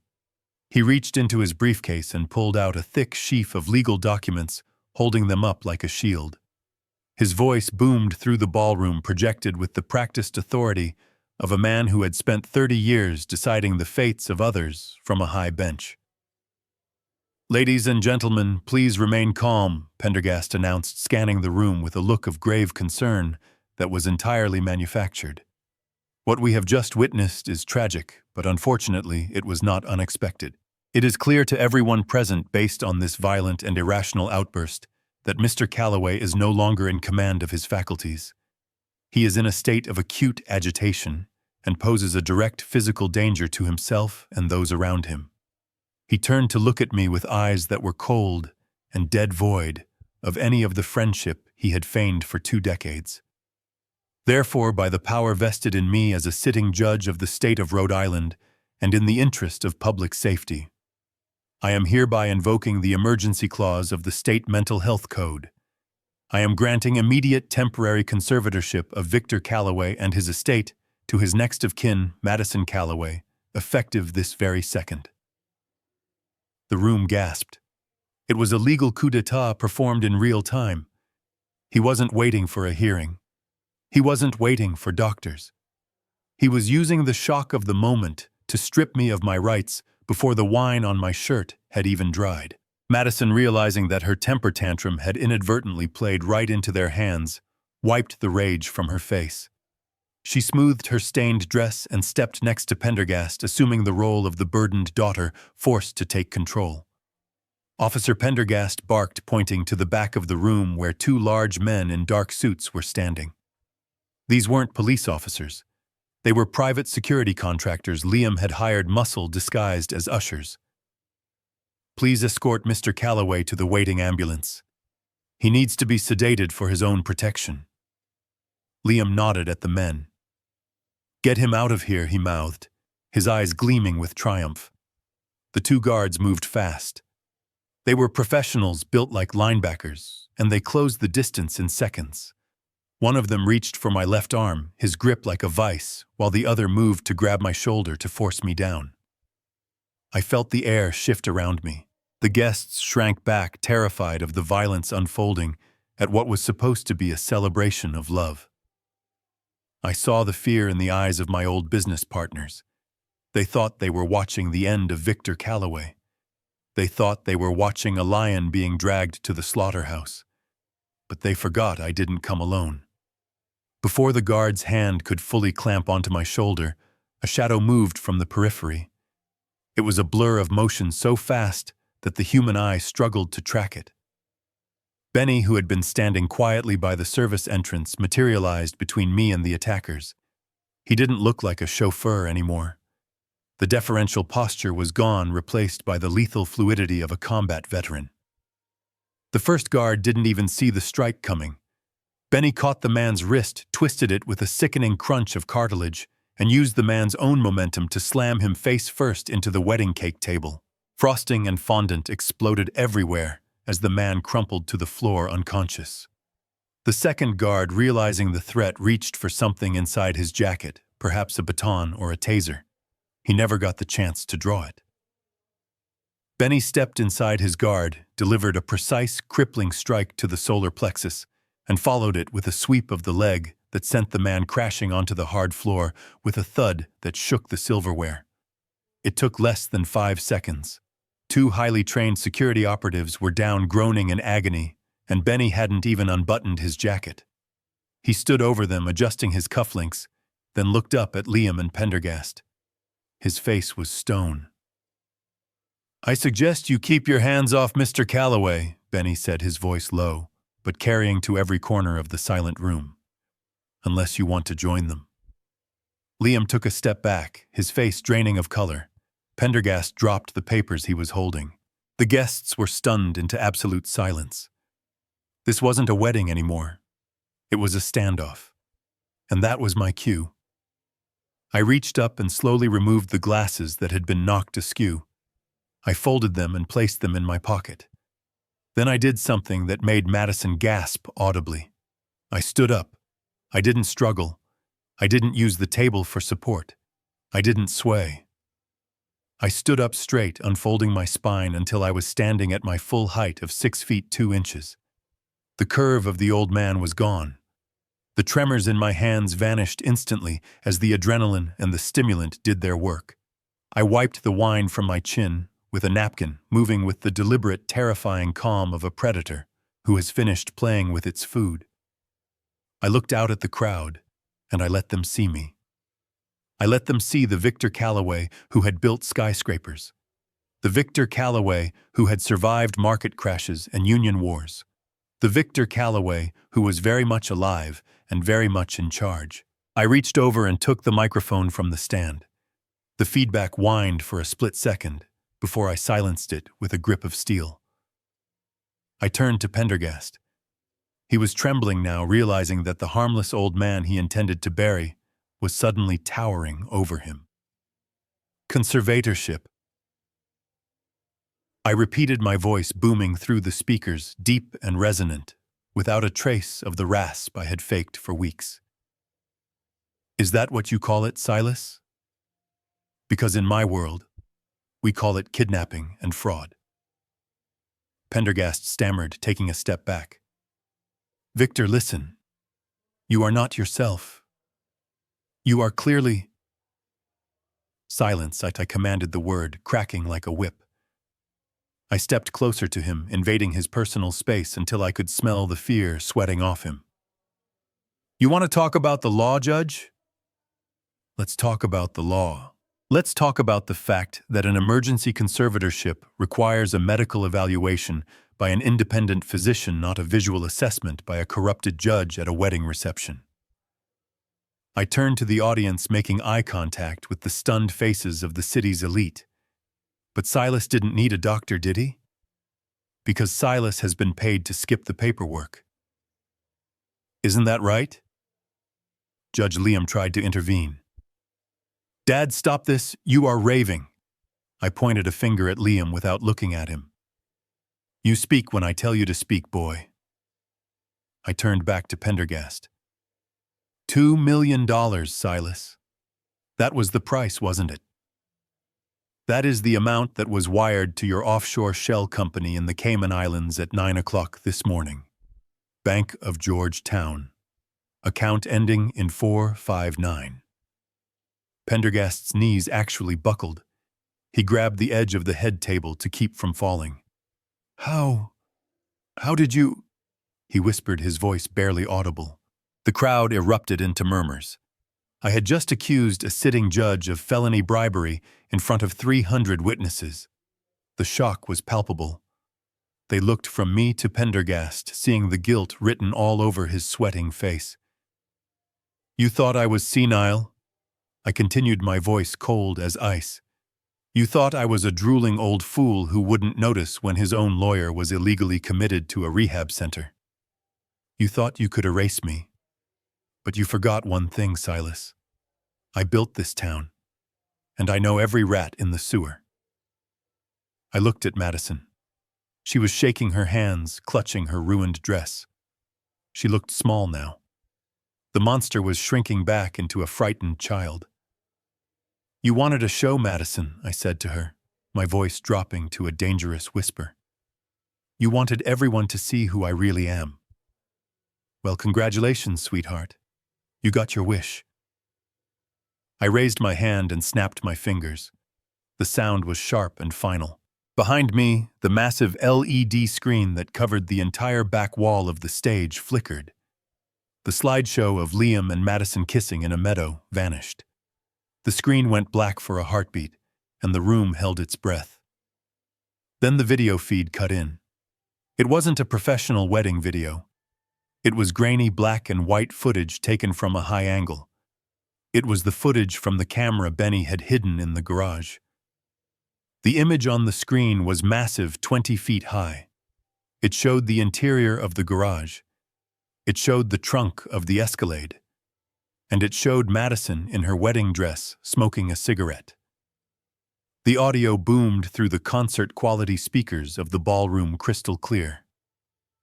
Lao già uống thuốc chưa? Liam's voice echoed from the speakers. On the screen, Madison laughed. A cruel, ugly sound. Roy. Loại thuốc mới từ Thụy Sĩ sẽ khiến ông ta mất kiểm soát cơ thể ngay khi dắt em vào lễ đường. Ông ta sẽ đái ra quang trước mặt 300 khách VIP. The gasp from the audience was so loud, it sounded like a physical blow. Every person in the room heard it. Every person saw it. The mask of the loving daughter wasn't just removed, it was ripped off along with the skin. I watched Madison's face as her own voice condemned her. She turned pale, her mouth opening and closing like a fish out of water. She looked at the screen, then at the crowd, realizing there was no spinning this.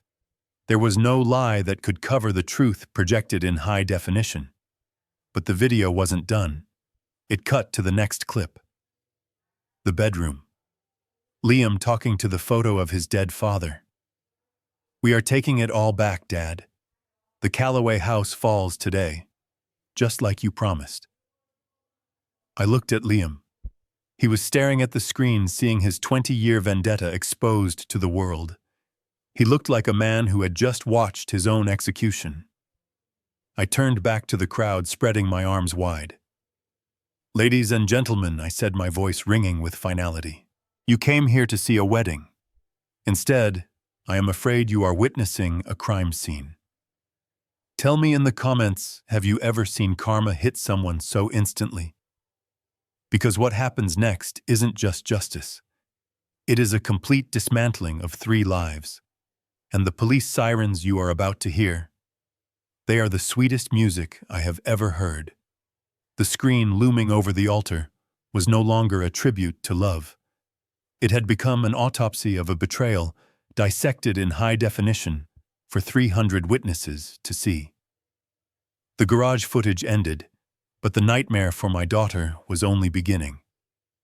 The video feed cut to a screen recording captured from Madison's own laptop. It showed a banking interface. The date was yesterday. The recipient was the Golden Dragon Casino Macau. The amount was clearly visible in the transfer box. 3 distinct wire transfers. $4 million. $4 million. And a final $4 million. A collective gasp swept through the room as the guests did the math. $12 million. Stolen from the corporate emergency fund I had entrusted to her access. The reason for her desperation was flashed on the screen in brutal neon numbers. She wasn't managing the family business. She was liquidating it to save her own skin from loan sharks. Then came the final blow. The audio shifted again. The screen showed Liam standing in front of a mirror in the guest suite adjusting his tie. He wasn't speaking to Madison this time. He was speaking to himself, rehearsing his victory speech. I did it, Dad. Liam's recorded voice boomed. Victor Calloway is finished. By sunset he will be locked away and I will be sitting in his chair. I will dismantle his company brick by brick. I will fire his loyalists. I will sell his assets to the lowest bidder. I will turn the Calloway legacy into dust, just like he did to us. This is for you, Marcus. This is for the sterling name. The video froze on Liam's smiling, triumphant face. The silence that followed was heavier than the grave. It was absolute. The truth hung in the air, toxic and undeniable. Every lie they had told, every gaslighting attempt, every fake tear shed over my health was stripped away. I looked at Madison. She wasn't moving. She stood amidst the wreckage of the head table, the red wine stain on her dress now looking like a mortal wound. Her face was gray. Her mouth hung open, but no sound came out. She looked at the guests, her friends, her society rivals, and saw only revulsion. She realized in that terrifying heartbeat that her life as she knew it was over. There would be no charity galas, no country club lunches, no inheritance. She was exposed not just as a thief, but as a patricidal monster. But while Madison was paralyzed by shame, Liam was consumed by something far more dangerous. I watched him. He was staring at the frozen image of himself on the screen. His 20-year plan, his life's work, his vengeance had evaporated in 60 seconds. The facade of the charming hedge fund manager cracked and fell away. His face contorted, twisting into a mask of pure, unadulterated hatred. His eyes locked onto mine. He didn't see an old man anymore. He saw the architect of his father's suicide. He saw the enemy who had outsmarted him again. "You." Liam whispered the word, sounding like a curse. The whisper grew into a roar. "You!" he snapped. The rational part of his brain, the part that calculated risks and returns, shut down. He grabbed the nearest object on the table. It was the silver cake knife, a heavy, serrated blade meant to slice through tiers of fondant and sponge, now gripped like a dagger in a knuckles-white fist. "I will kill you," Liam screamed, his voice shredding the silence. "If I can't break you, I will end you." He lunged. He vaulted over the flower arrangements on the head table, scattering roses and crystal glasses. He moved with the terrifying speed of a man who has nothing left to lose. The guests screamed. Someone shouted for help. Madison cowered, covering her head. I stood my ground. I didn't flinch. I didn't step back. I watched him come at me, the knife glinting under the chandeliers aimed directly at my chest. I knew I didn't need to move, because Benny was there. Benny didn't run. He didn't shout. He simply flowed. As Liam cleared the table and brought the knife down in a vicious arc, Benny stepped into his path. It happened so fast that if you blinked, you would have missed the technique. Benny's left forearm blocked Liam's wrist, stopping the knife inches from my lapel. In the same motion, Benny's right hand struck Liam's throat, a controlled chop that cut off his air supply instantly. Liam gagged, his eyes bulging. The knife clattered to the floor. Benny wasn't done. He grabbed Liam's shoulder and swept his leg. Liam's feet left the ground. He was horizontal in the air for a split second before Benny drove him into the parquet floor with earth-shaking force. The impact knocked the wind out of him. Before Liam could even try to scramble up, Benny had his knee in the center of Liam's back and had twisted his arm behind him at a painful angle. "Stay down," Benny commanded, his voice calm and professional. "Do not move or I will break it." It took 3 seconds. From the lunge to the floor, 3 seconds. The threat was neutralized. At that exact moment, as if choreographed by fate itself, the double doors at the back of the ballroom burst open. They didn't just open. They were kicked in. Federal agents. "Everybody down, stay where you are." The room swarmed with blue windbreakers. A dozen agents poured in, weapons drawn but pointed at the floor, moving with tactical precision. The guests shrieked and ducked under tables. The chaos was deafening, a symphony of shouting orders and heavy boots stomping on the hardwood. Leading the charge was Agent Daniel Miller. He looked older than I remembered, his hair grayer, but his eyes were just as sharp. He scanned the room, saw me standing unharmed, and gave a curt nod. Then he turned his attention to the corner of the stage. Judge Silas Pendergast was trying to make himself invisible. He had backed away during the commotion, trying to slip through the heavy velvet curtains behind the altar. He was sweating profusely, his expensive suit clinging to his trembling frame. Silas Pendergast. Miller shouted, his voice cutting through the noise. Federal Bureau of Investigation. You are under arrest for wire fraud conspiracy to commit murder and judicial corruption. Pendergast froze. He raised his hands slowly, his face a mask of pathetic disbelief. No, there is a mistake, he stammered, as two agents grabbed him. I am a judge. You can't touch me. I have immunity. You have the right to remain silent, Miller said, slapping the cuffs on Pendergast's wrists with a satisfying metallic click. I suggest you use it, Your Honor. We have the bank records. We have the wiretap. It is over.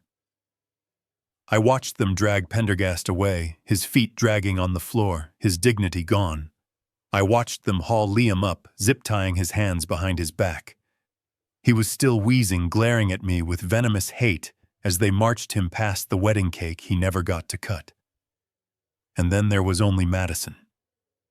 The room quieted down as the agents secured the perimeter. The guests began to peek out from their hiding spots, witnessing the aftermath of the most disastrous wedding in Newport history. Madison had collapsed. She was on her knees in the middle of the dance floor, surrounded by the puddle of red wine and the wreckage of her plans. She was sobbing deep guttural heaves that shook her entire body. Her makeup ran in dark streaks down her face. She looked small. She looked broken. I stepped off the dais. My shoes crunched on the broken glass. I walked slowly toward her. The sound of my footsteps was the only thing audible in the vast room. As I approached, Madison looked up. Her eyes were swollen, filled with terror and a desperate, pleading hope. She saw her father walking toward her, the father who had bailed her out of every mistake she had ever made. The father who had paid for her cars, her condos, her debts. The father who had loved her unconditionally for 32 years. Daddy, she choked out, reaching a trembling, stained hand toward me. Daddy, please. I am sorry. He made me do it. I was scared. Please, Daddy, help me. She looked at me, expecting the hand to come down and lift her up. She expected the hug. She expected the checkbook to open and make the bad men go away. Because that is what I had always done. I stopped in front of her. I looked down at the woman who had smoked a cigarette while discussing my bladder control. I looked at the woman who had wished for my death so she could pay a gambling debt. I bent down. Madison's face brightened slightly. She thought forgiveness was coming. I reached out and took her left hand, the hand she had extended for help, but I didn't pull her up. Instead, my fingers found the large vintage diamond ring on her finger. It was an heirloom. My mother's engagement ring. A flawless 4-carat diamond set in platinum. I had given it to Madison on her 21st birthday, telling her it was a symbol of our family's strength and honor. I gripped the ring. Madison, confused, tried to pull back, but my grip was iron. That doesn't belong to you, I said softly. I slid the ring off her finger. It came off easily. Daddy, she whispered, her voice trembling with a new kind of fear. What are you doing? You are not a Calloway. I said, my voice devoid of anger, devoid of love, devoid of anything. A Calloway does not prey on the weak. A Calloway does not sell their blood for chips. You lost the right to wear this the moment you put poison in my breakfast. I stood up, clutching the ring in my fist. I looked at Agent Miller, who was waiting respectfully a few feet away. She is all yours, Agent, I said, turning my back on her. No! Madison screamed, scrambling to her feet as an agent moved to handcuff her. Daddy. Don't leave me, Daddy. I am your daughter. You can't let them take me to jail. I didn't look back. I walked toward the exit, the ring warm in my hand, the sound of her screaming my name fading into the background. It was the hardest walk of my life. Every step felt like walking through wet cement. My heart was breaking, shattering into a million pieces. But my head was held high. I walked past the guests who stared at me with awe and fear. I walked past the destroyed cake. I walked past the life I used to have. Benny was waiting for me at the door. He held it open. I stepped out into this cool evening air. The sun was setting, painting the sky in shades of purple and gold. It was over. The empire was safe. The enemies were vanquished. But as I stood there, a free man, I realized the cost of victory. I was safe. I was rich. And I was completely, utterly alone. Tell me in the comments, did I go too far? Should a father stand by his child, no matter what, even if they try to kill him?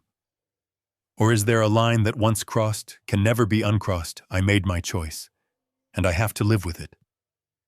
But the story isn't quite over yet. There is one more loose end to tie up, and it involves the man standing next to me. The sound of the heavy oak doors closing behind me did not shut out the wailing. Madison's voice, shrill and desperate, penetrated the wood, a banshee cry that clawed at my back. I stopped on the limestone steps of the chapel. The cool evening air hit my face, drying the sweat that had gathered during the confrontation, but it could not cool the fire in my veins. I had walked away, yes, but there was one final nail to hammer into this coffin of betrayal. I turned around. The doors opened again, pushed by the agents dragging my daughter out. She saw me standing there, bathed in the flashing red and blue lights of the police cruisers, and she lunged forward, fighting the restraints. "Daddy, wait!" she screamed, her face a mask of ruined makeup and tears. "You have to listen to me." It was Liam. He forced me. He said he would hurt me if I didn't help him. I was a victim, Daddy. I was scared. I did it to survive. Please, you know me. You know your little girl. I would never hurt you. She fell to her knees on the pavement, the agents pausing to let the drama play out. She looked up at me with those big, wet eyes that had manipulated me for 30 years. For a second, just a split second, the old Victor, the father who melted at her tears, wanted to step forward. He wanted to believe her.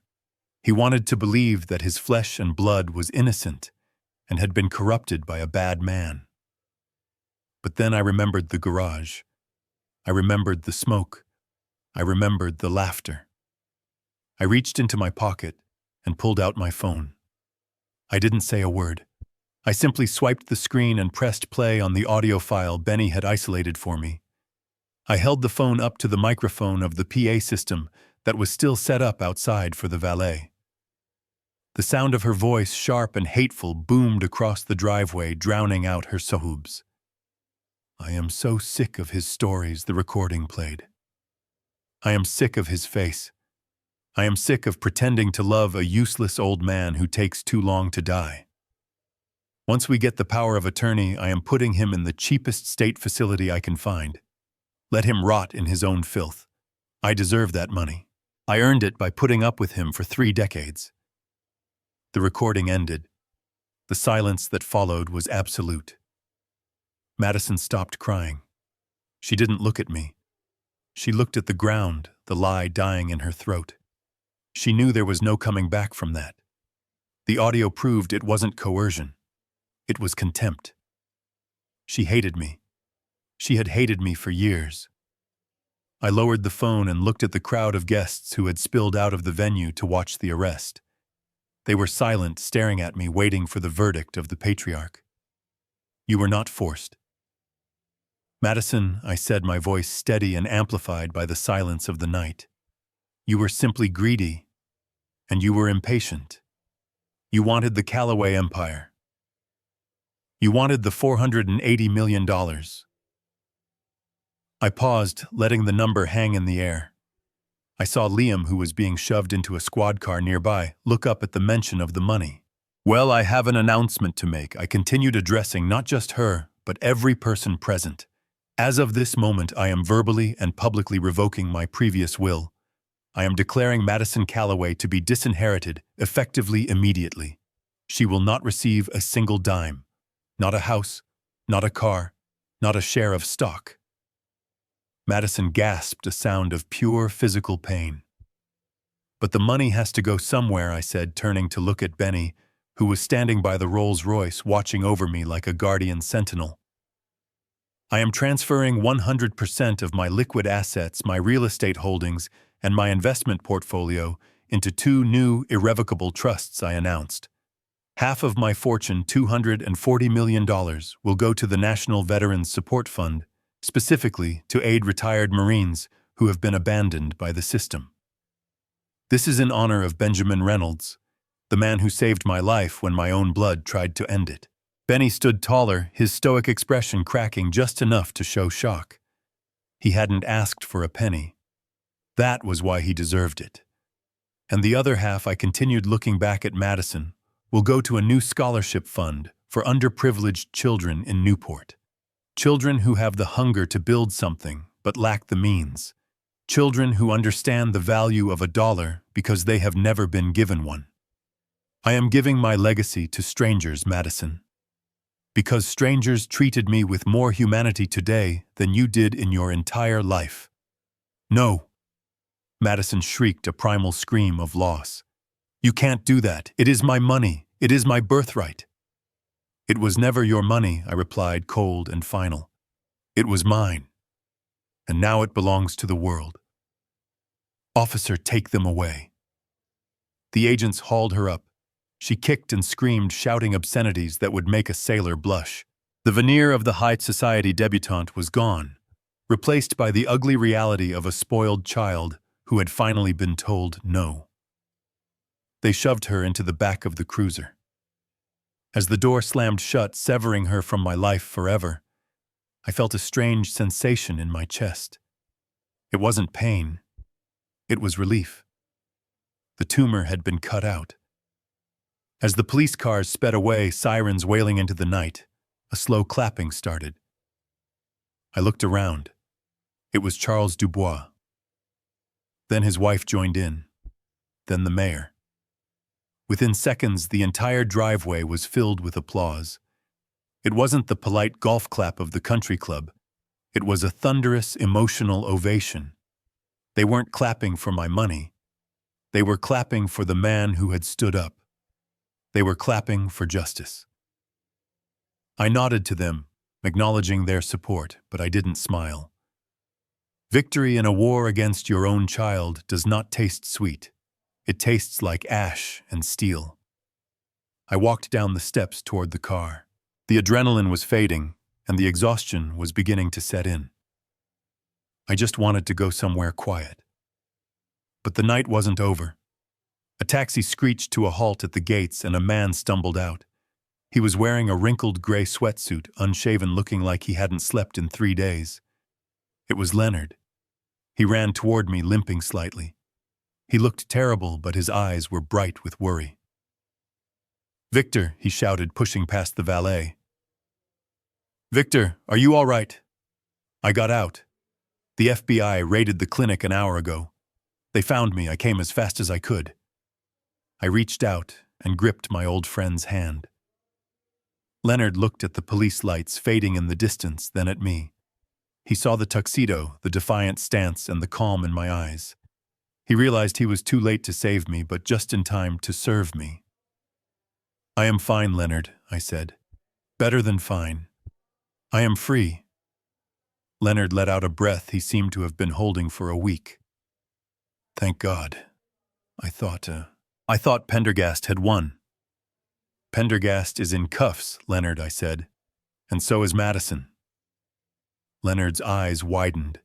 He looked at the mansion looming behind us. The Callaway estate. A symbol of my success, but also the scene of the crime. The place where my daughter plotted my murder. "What do we do now, Victor?" Leonard asked, his lawyer brain kicking back into gear. "We need to file restraining orders. We need to secure the assets. We need to deal with the press." I looked up at the house. I looked at the balcony, where Madison used to play as a child.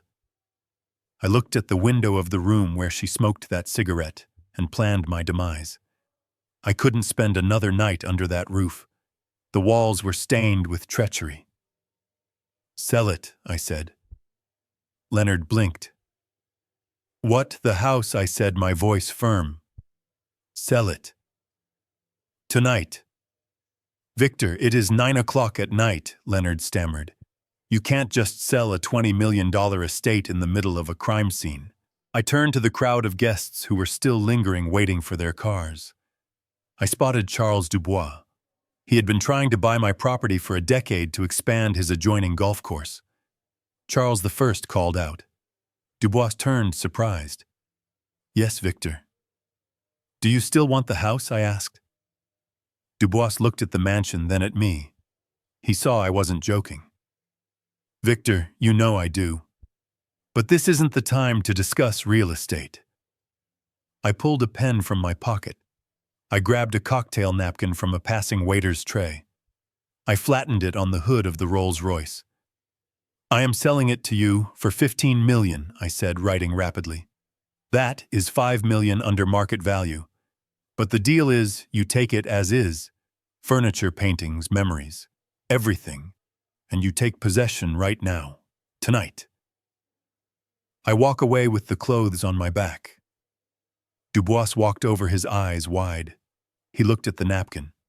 He looked at Leonard. Is this legal? Dubois asked.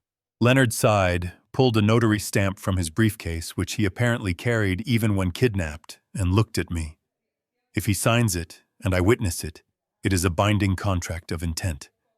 We can formalize the deed tomorrow. I signed the napkin. Victor Calloway. The signature was strong. No tremors. I handed the pen to Dubois. He hesitated for a second, then signed. Done, I said. I tossed the keys to the front door onto the gravel driveway. It is your problem now, Charles. Burn it down for all I care. I turned to Benny. Start the car, Benny. Where are we going, boss? Benny asked, opening the rear door of the Rolls. I looked at the open road. I had no home. I had no family. But I had my life. I had my dignity. And I had a loyal friend. Drive to the airport, I said, sliding into the leather seat. I hear the Grand Canyon is beautiful this time of year. And Benny. Yes, sir, stop calling me boss. We are partners now. As the car pulled away, leaving the estate and the wreckage of my past in the rearview mirror, I didn't look back. I took a deep breath. For the first time in 30 years, I didn't have to worry about who was trying to steal my throne. I wasn't a king anymore. I was a traveler, and the road ahead was wide open. Tell me in the comments if you could sell everything and start over tomorrow. Where would you go? I am heading west. And for the first time in a long time, I am driving into the sunrise, not the sunset. This is Victor Calloway signing off. Over and out. The flickering light of the television in the corner of the dusty roadside diner was the only source of illumination in the pre-dawn gloom. I sat in a booth with cracked red vinyl seats, nursing a mug of black coffee that cost $1.50. It tasted better than any vintage espresso I had ever been served in a boardroom. On the screen, the morning news anchor adjusted her papers, her face serious as the banner headline scrolled across the bottom. Breaking news in the Calloway estate scandal, she announced, her voice tinny through the old speakers. Sentencing was handed down today in the high-profile case that shocked Rhode Island. Madison Calloway, the daughter of industrialist Victor Calloway, has been sentenced to 8 years in federal prison for embezzlement, elder abuse, and conspiracy to commit fraud. The screen cut to footage of Madison being led out of the courthouse. She was wearing an orange jumpsuit. Her hair, once perfectly styled, was pulled back in a messy bun. She looked at the cameras, and for a moment, I saw the ghost of the little girl I used to know. But there was no defiance left in her eyes, only a hollow, crushing defeat. She didn't look like a socialite anymore.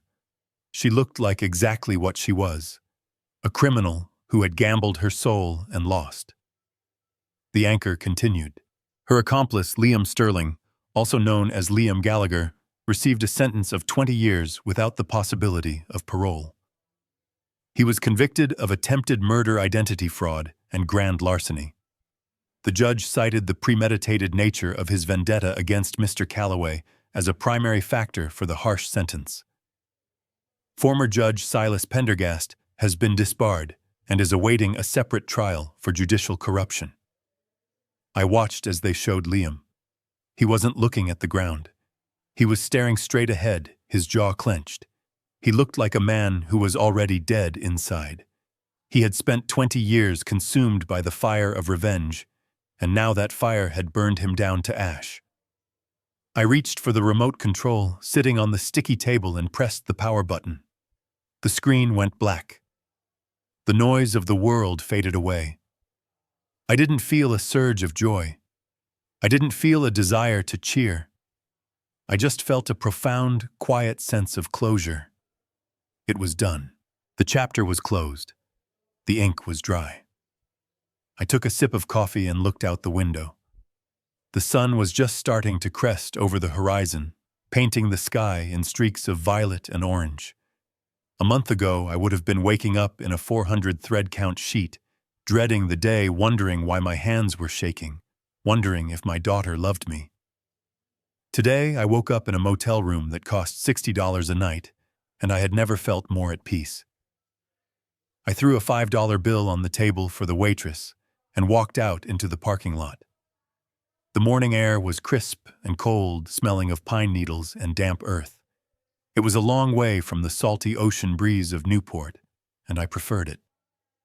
Standing next to the gas pump was a truck. It wasn't a Rolls-Royce. It wasn't a Bentley. It was a used Ford F-150 painted a deep, sensible blue. It had a few scratches on the bumper and a bed liner that had seen some work. I had bought it with cash 3 weeks ago. It was the first vehicle I had driven myself in 15 years. Leaning against the hood was Benny. He wasn't wearing his chauffeur's uniform anymore.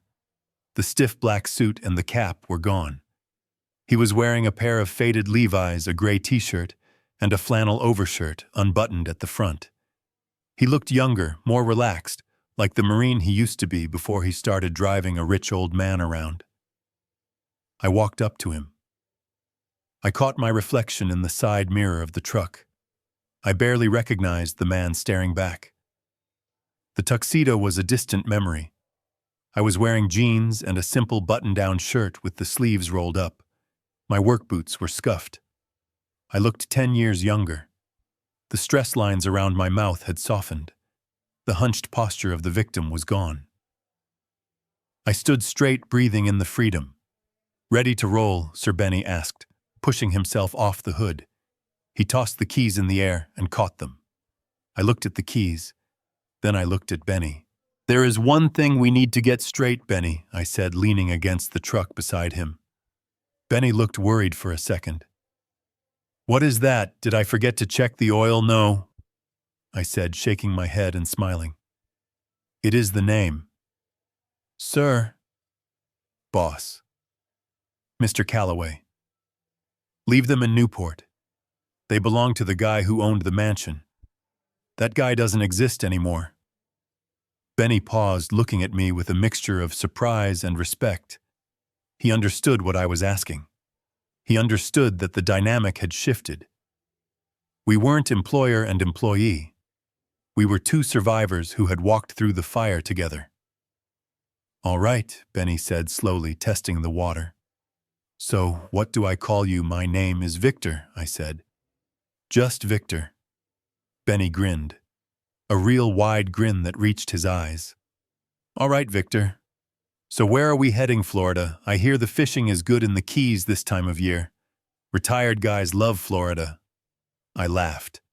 It was a genuine belly laugh, loud and uninhibited. I shook my head. No Benny. No Florida. No shuffleboard. No waiting around to die in the sunshine. I looked west toward the open highway that stretched out like a ribbon of possibility. "I want to see something big," I said. "Something that makes me feel small. Something that has been there for millions of years and doesn't care about stock prices or inheritances." Benny nodded, following my gaze. "The Grand Canyon, the Grand Canyon." I confirmed. "And then maybe Yellowstone. And then maybe we drive up the Pacific Coast Highway until we run out of road." "I have never seen the redwoods, Benny. Can you believe that I built skyscrapers of steel and glass, but I never took the time to look at a tree that has stood for 2,000 years? Benny opened the driver's side door, then stopped. He looked at me, then tossed the keys across the hood. "You drive Victor," he said. "It is your truck." I caught the keys. The metal felt cool and solid in my palm. I walked around to the driver's side. I climbed in. The seat was firm. The steering wheel was simple plastic, not leather. I turned the key. The engine roared to life with a throaty rumble that vibrated through the chassis. It was the sound of power. Real power. Not the quiet, insulated power of a luxury sedan, but the raw, mechanical power of a machine ready to work. Benny climbed into the passenger seat and threw his duffel bag in the back. He pulled out a paper map and unfolded it on the dashboard. No GPS, no tracking, just lines on paper and the sun to guide us. As I pulled the truck onto the main road, watching the diner disappear in the rearview mirror, I felt a profound sense of gratitude. Not for the money I had kept, although that allowed us this freedom, but gratitude for the truth. I thought about Madison one last time. I thought about the emptiness of her greed. She had chased the shadow of wealth and lost the substance of life. She believed that family was defined by a last name and a bank account. She believed she was entitled to my life simply because she carried my DNA. But as I looked over at Benny, who was humming along to a classic rock song on the radio, tapping his hand on the dashboard, I realized the greatest lesson of my 77 years. Blood does not create family. Blood is just biology. It is an accident of birth. You don't choose your parents, and you don't choose your children. But family, till family, that is a choice. Family is the person who pushes you into a trunk to save your life when everyone else wants to bury you in a box. Family is the person who stands between you and a knife. Family is the person who stays when the money is gone, when the title is gone, when the prestige is gone.